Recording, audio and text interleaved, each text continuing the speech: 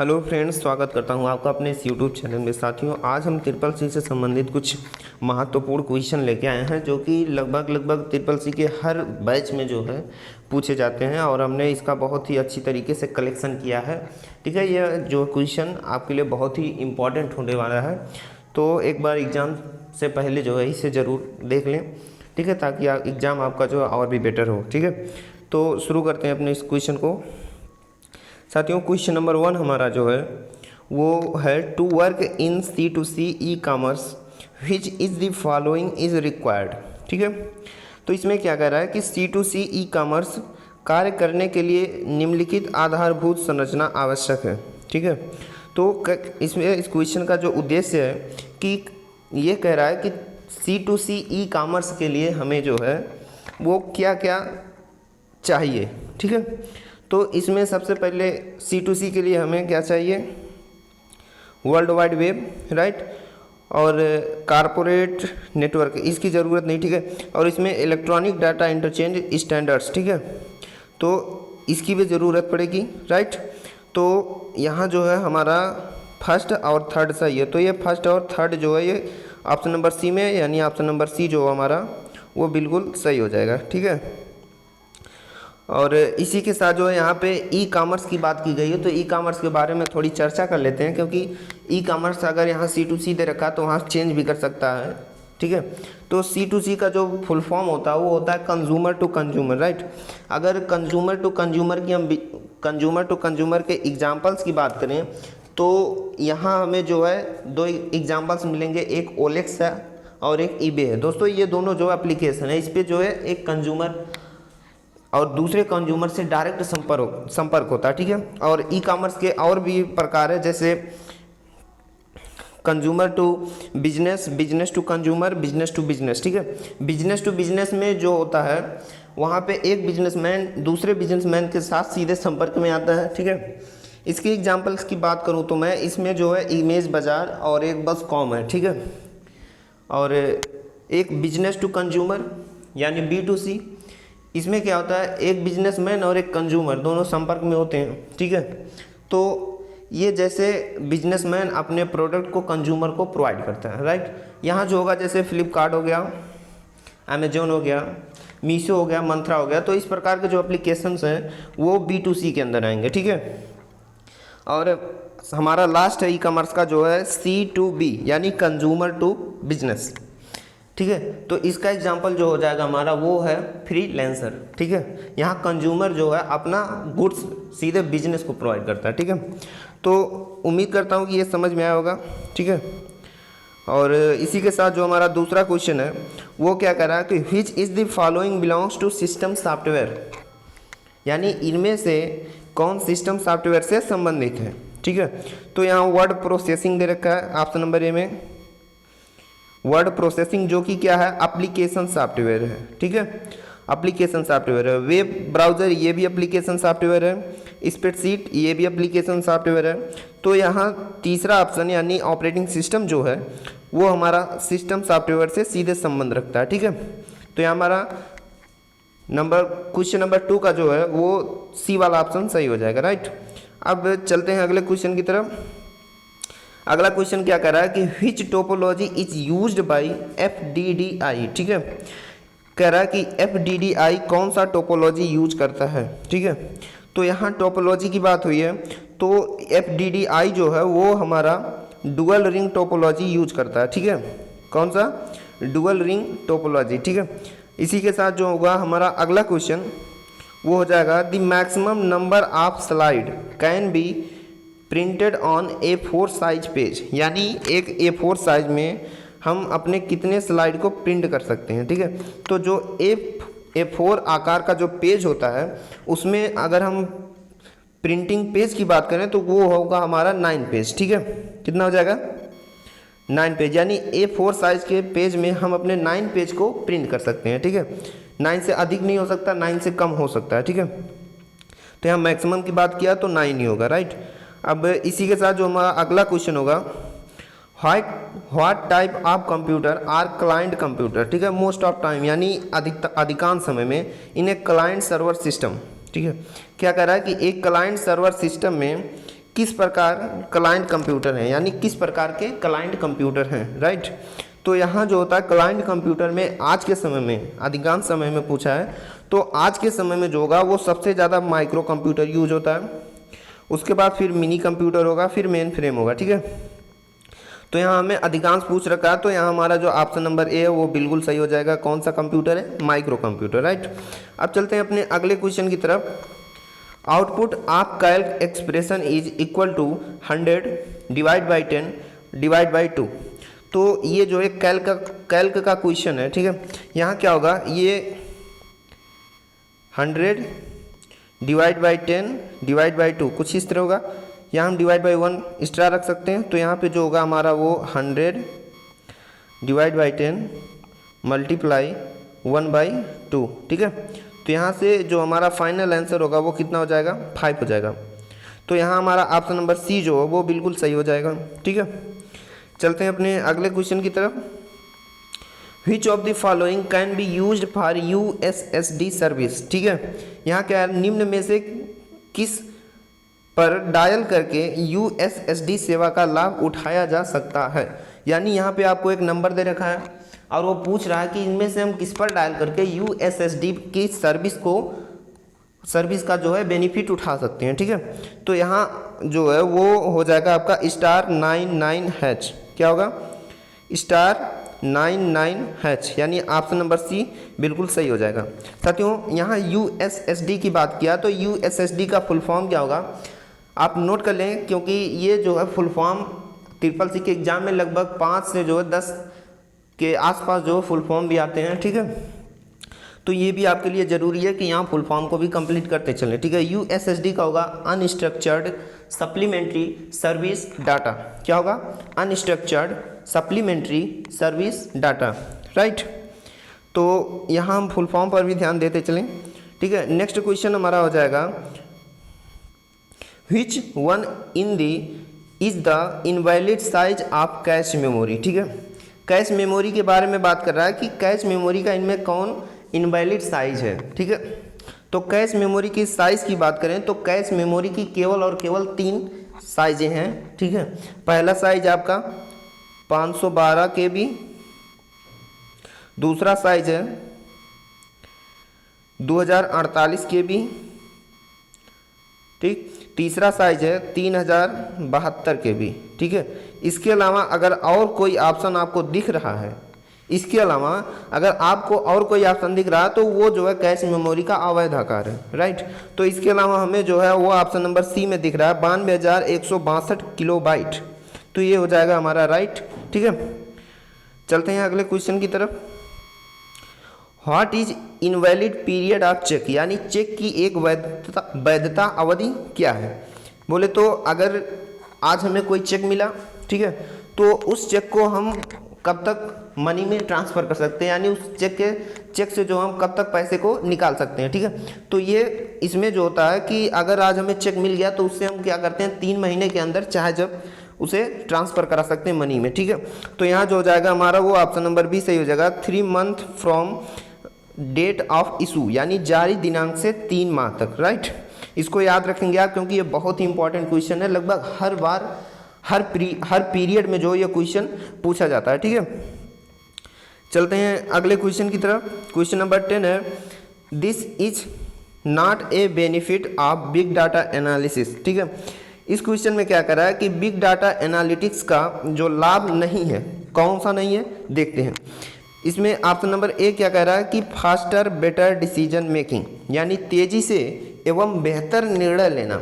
जब आप big data analysis करेंगे तो उसमें आपको ये लाभ मिलेगा, ठीक है, कि आप जो है किसी भी निर्णय को तेजी से एवं बेहतर तरीके से ले सकें। तो ये ऑप्शन आपका बिल्कुल सही होगा, ये जो है आपका लाभ में आएगा, ठीक है।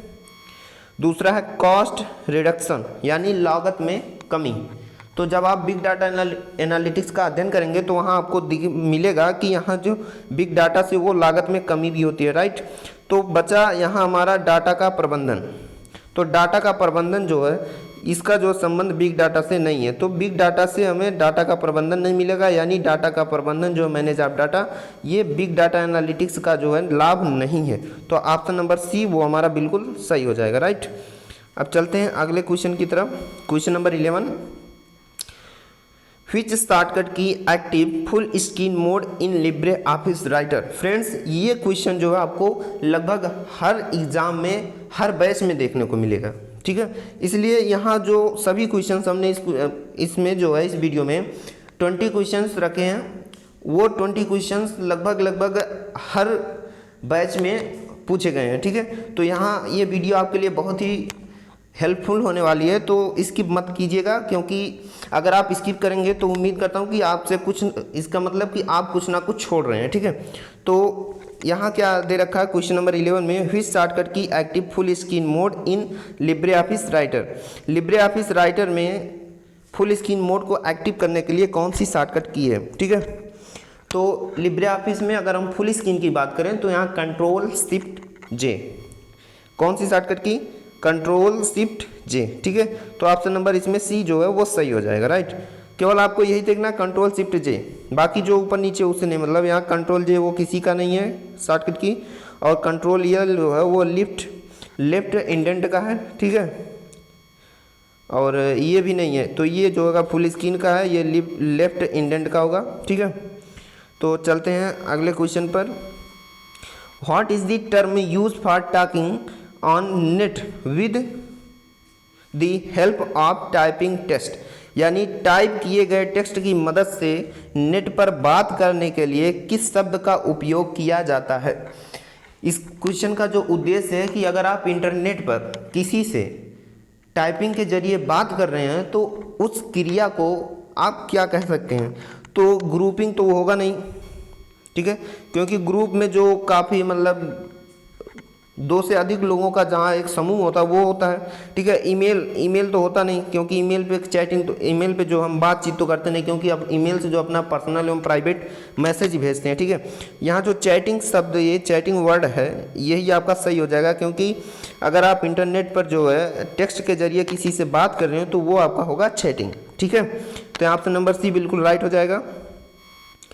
क्वेश्चन नंबर 13 है, what is full form of BCD, ठीक है। तो BCD का पूरा नाम क्या हो जाएगा, तो इसका हो जाएगा बाइनरी कोडेड डेसिमल।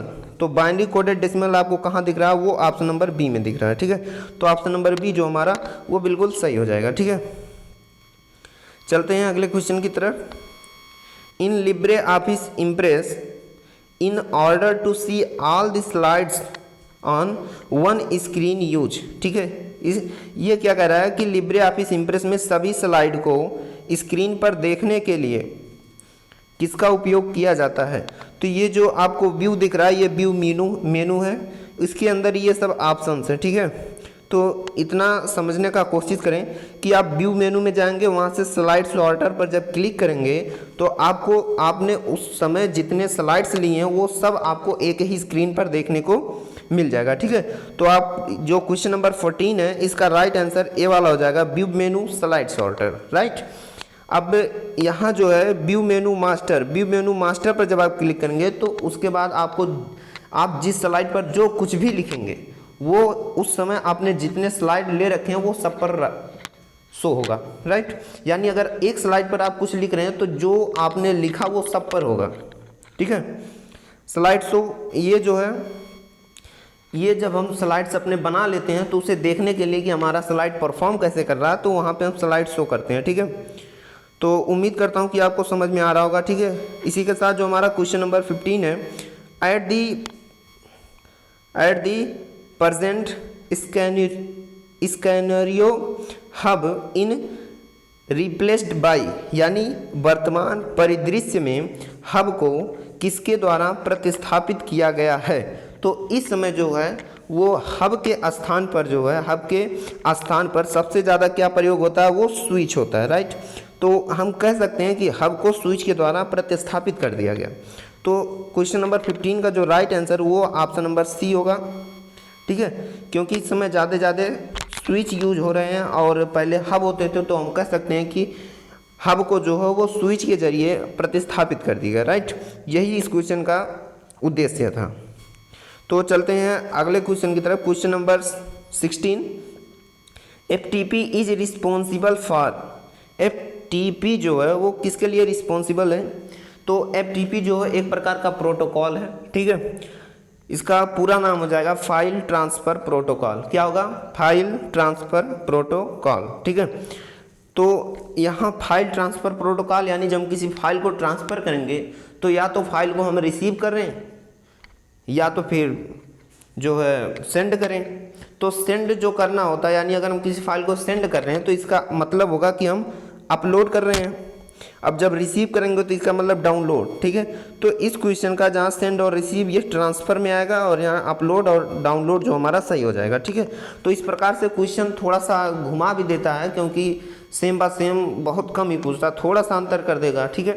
तो इसलिए कहते हैं कि पहले क्वेश्चन को अच्छी तरीके से रीड करें, समझें, फिर ऑप्शन को चूज़ करें, ठीक है। तो यहाँ ऑप्शन नंबर सी वो जो हमारा बिल्कुल सही हो जाएगा, ठीक है। और यहाँ एक SMTP भी, SMTP एक प्रोटोकॉल है, ठीक है। ये भी ट्रांसफ़र करता है, लेकिन दोनों में अंतर क्या है कि इसका जो पहले SMTP का पूरा नाम जो है वो सिंपल मेल ट्रांसफ़र प्रोटोकॉल है, ठीक है। ये जो है पर्सनली ईमेल के लिए यूज होता है। किसके लिए? मेल के लिए। जब मेल सेंड करते हैं तो SMTP के जरिए सेंड होता है, लेकिन SMTP में एक जो है इसकी प्रॉपर्टी है कि ये रिसीव नहीं करता। अगर रिसीव होना तो वो FTP के जरिए रिसीव होगा, ठीक है। तो हम कह सकते हैं कि SMTP जो केवल सेंड करता है यानी अपलोड करता है, और FTP जो है वो सेंड भी करता है, रिसीव भी करता है, यानी अपलोड भी करता है और डाउनलोड भी करता है, राइट। तो चलते हैं अगले क्वेश्चन की तरफ। Question number 17, IP address are divided into sections of each, ठीक है। तो क्या कह रहा है कि IP एड्रेस तो कितने सेक्शंस में डिवाइड होते हैं, ठीक है। तो IP एड्रेस सबसे पहले हम ये जान लेते हैं कि जो हमारा पूरा IP एड्रेस होता है वो 32 बिट का होता है, राइट। एक IP एड्रेस में कितने सेक्शंस होते हैं? 4 सेक्शंस होते हैं, ठीक है। 1 2 3 4 सेक्शंस होते हैं।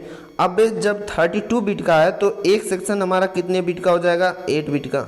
ये भी 8 का, ये भी 8 का, यानी सब जो है एक एक सेक्शन 8 बिट के हो जाएंगे, राइट। तो यहाँ बिट में जो आपको ऑप्शन नहीं दिखेगा, नहीं दिख रहा है। हालांकि बिट में भी पूछता है, बाइट के स्थान पे बिट चेंज कर देगा, ठीक है। तो 8 बिट जो होगा, 8 बिट वो आपके 1 बाइट के बराबर होगा। इसको आप ध्यान रखेंगे, 8 बिट जो है 1 बाइट के आपके बराबर होगा। तो इस क्वेश्चन का जो राइट आंसर है वो ऑप्शन नंबर ए हो जाएगा, 1 बाइट, ठीक है। 2 बाइट में कितने होंगे? 16 बिट। 3 में कितने हो जाएंगे? 24 बिट, ठीक है। 4 में कितने होंगे? 32 बिट, राइट। तो इस तरह से क्वेश्चन थोड़ा सा इधर उधर कर देता है, तो क्वेश्चन को पहले अच्छे से रीड करें, समझें, फिर ऑप्शन को चूज करें, राइट। तो जल्दबाजी ना करें क्योंकि समय भी आपको पूरा दिया जाता है, ठीक है। अब क्वेश्चन नंबर 18 क्या कह रहा है कि ईथरनेट इज टोपोलॉजी, टेक्नोलॉजी, ठीक है। तो ईथरनेट कौन सी तकनीक पर वर्क करता है? ईथरनेट, पहले ईथरनेट के बारे में समझते हैं। ईथरनेट जो है वो हमारा स्मॉलेस्ट एरिया के लिए यूज होता है, ठीक है, स्मॉलेस्ट एरिया के लिए। तो स्मॉलेस्ट एरिया के लिए ऑप्शंस में आपको लैन, मैन, वैन 3 दिख रहे हैं। स्मॉलेस्ट एरिया के लिए लैन, मैन, वैन में से कौन यूज होता है? लैन। तो ईथरनेट तो किस टेक्नोलॉजी पर जाएगा आपका? वो लैन पर चला जाएगा, ठीक है, क्योंकि लैन भी स्मॉलेस्ट एरिया के लिए है और ईथरनेट भी स्मॉलेस्ट एरिया के लिए, ठीक है। तो ईथरनेट वो लैन के टेक्नोलॉजी पर वर्क करता है, राइट। तो समझने की कोशिश करें। यहाँ जो है क्वेश्चन नंबर 18 का जो ऑप्शन नंबर ए लैन बिल्कुल सही हो जाएगा, ठीक है। तो अगला क्वेश्चन है क्वेश्चन नंबर 19, ठीक है। यहाँ क्या कह रहा है कि how many photo can be uploaded on Facebook eight A time, यानी एक समय में फेसबुक पर कितने फ़ोटो को अपलोड किया जा सकता है, ठीक है। तो यहाँ अगर हम इसके सही आंसर की बात करें तो यहाँ ऑप्शन नंबर ए सही हो जाएगा। हम फेसबुक पर एक समय में 30 फ़ोटो को अपलोड कर सकते हैं, ठीक है।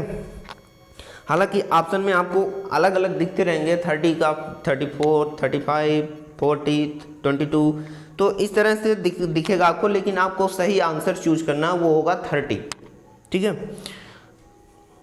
और एक बात मैं और आपको बता दूं कि फेसबुक जो है एक प्रकार का सोशल मीडिया प्लेटफॉर्म है, राइट। लेकिन अगर फेसबुक मैसेंजर की बात करेगा तो वो इंस्टेंट मैसेजिंग में चला जाएगा। ठीक है, तो ये भी आपको ध्यान रखना कि ये सब क्वेश्चंस जो कॉमन होते हैं, बहुत ज़्यादा पूछे जाते हैं ये। ठीक है, तो फेसबुक वो सोशल मीडिया प्लेटफॉर्म और फेसबुक मैसेंजर जो है वो आपका इंस्टेंट मैसेजिंग एप्लीकेशन में आएगा। राइट, इसको आपको ध्यान रखना है। और ये हमारा हो जाएगा क्वेश्चन नंबर 20 और लास्ट क्वेश्चन ये हमारा। ठीक है, Libre office have total 5 package. ठीक है, इसमें क्या कर रहा है कि लिब्रे ऑफिस में कुल 5 पैकेज हैं। ये ट्रू है फॉल्स? ठीक है, तो आप इसको इस क्वेश्चन का जो राइट आंसर होगा आप कमेंट करेंगे। ठीक है, ताकि देखें कि आपने स्टडी कैसा कर रखा है। ठीक है, तो इसी के साथ इस वीडियो को क्लोज किया जाए और आप अपने एग्ज़ाम में अच्छे से अच्छा जो है ग्रेड लाएं। धन्यवाद।